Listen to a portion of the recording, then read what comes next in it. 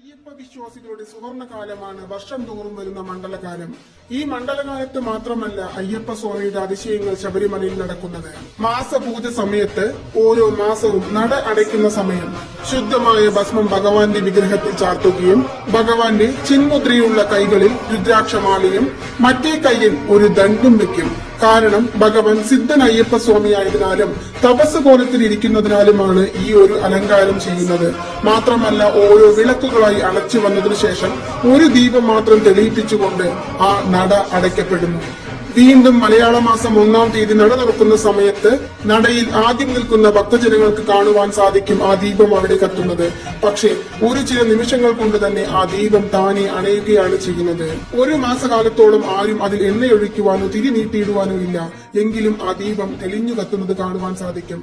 മാത്രമല്ല ഒരു കയ്യിലിരുന്ന ദണ്ട് മറ്റേ കൈയിലേക്ക് മാറിപ്പോയതും ഒരു അത്ഭുതം തന്നെയാണ് എന്ന് ഇന്നും ഭക്തജനങ്ങൾ പറയുന്നു.